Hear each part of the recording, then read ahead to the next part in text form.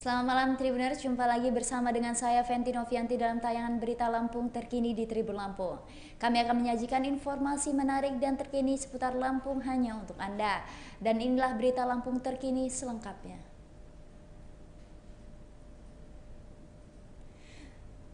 Sepanjang 2023, total kebakaran lahan di Mesuji capai 77 kasus. Total kebakaran lahan di Kabupaten Mesuji, Lampung sejak Januari hingga November 2023 mencapai 77 kejadian.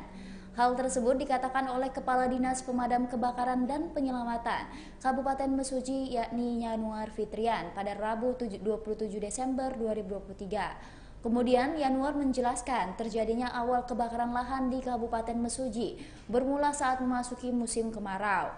Tepatnya pada Juli 2023 terdapat satu kasus kebakaran lahan di Kabupaten Mesuji. Kemudian berlanjut pada bulan berikutnya Agustus 2023. Terdapat satu kasus kebakaran. Hingga pada September 2023, kasus kebakaran di Mesuji, Lampung melonjak tinggi di angka 33 kasus. Berlanjut pada Oktober 2023, menjadi bulan tertinggi kasus kebakaran lahan yang angkanya mencapai 40 kejadian. Ia menyebut melandainya kasus kebakaran di Kabupaten Mesuji pada akhir tahun 2023 karena sudah memasuki musim penghujan. Ditambahkan Yanuar, kejadian kebakaran lahan pada 2023 terjadi secara merata di wilayah kecamatan yang ada di Kabupaten Mesuji.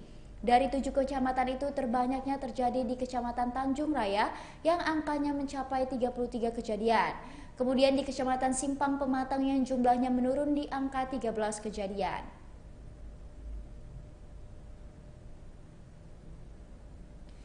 Beralih ke kabar selanjutnya, Tribuners, harga cabai rawit di Pasar Metro Lampung turun menjadi Rp30.000 per kilogram.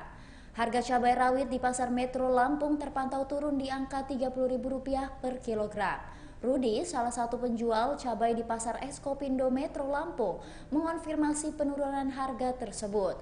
Menurutnya, harga cabai rawit telah turun semenjak sepekan terakhir. Ia menambahkan, pembeli yang datang ke lapaknya cukup ramai. Terlebih saat ini memasuki masa akhir tahun 2023. Ia juga mengungkapkan cabai caplak biasanya lebih diminati oleh pembeli. Hal ini lantaran cabai caplak memiliki cita rasa lebih pedas dibandingkan cabai jenis rawit. Terpisah, Yuni, pedagang cabai di Pasar Eskopindo Metro mengatakan hal yang sama. Ia berharap banyak pembeli yang datang ke lapak cabai miliknya menjelang akhir tahun 2023. Kabar selanjutnya, Tribuners, Polres Lampung Selatan tangkap 123 tersangka narkoba.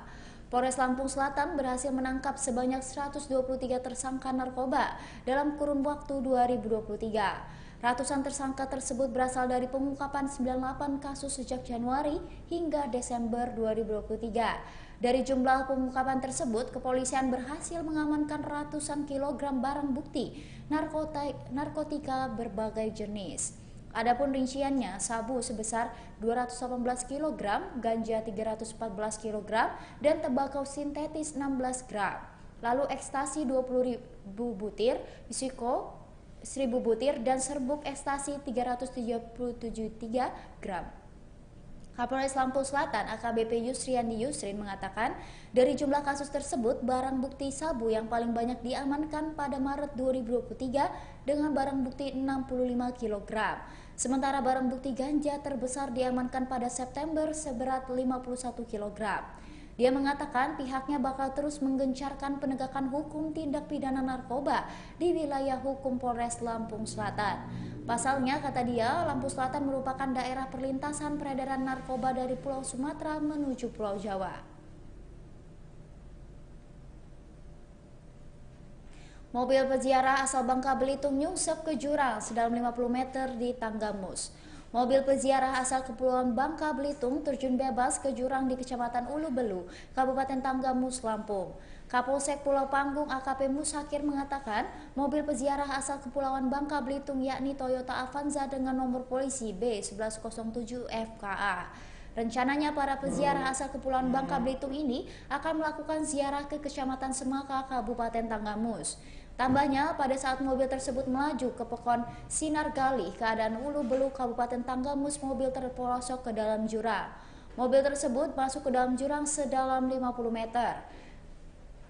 Sehingga mobil yang ditumpangi para peziarah itu mengalami rusak berat. AKP Musakir mengatakan dalam kejadian tersebut tidak ditemukan korban jiwa. Dari keseluruhan penumpang mobil diberikan penanganan medis di 2 tempat yang berbeda. 3 korban yang dibawa ke klinik Pekon Sinar Halid bernama Agus Wibowo yang berasal dari Desa Gunung Pelawan, Kecamatan Beliu, Kabupaten Bangka, Provinsi Kepulauan Bangka, Belitung. Agus Wibowo sendiri mengalami luka robek di bagian hidung. Dirinya juga mendapatkan jahitan sebanyak 3 jahitan dari tim medis. Selanjutnya korban yang dirawat di klinik Sinar Galih bernama Tugiah yang berasal dari Desa Gunung Pelawan, Kecamatan Beliu, Kabupaten Bangka, Provinsi Kepulauan Bangka, Belitung. Untuk Tugiah sendirian mengalami luka memar di kaki bagian sebelah kirinya. Untuk korban terakhir merupakan seorang balita bernama Ania.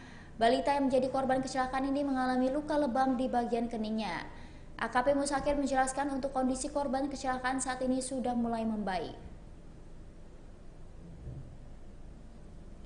Wali Kota larang warga Bandar Lampung pawai saat rayakan Tahun Baru. Wali Kota Bandar Lampung Eva Duena melarang warga melakukan pawai saat merayakan malam pergantian tahun.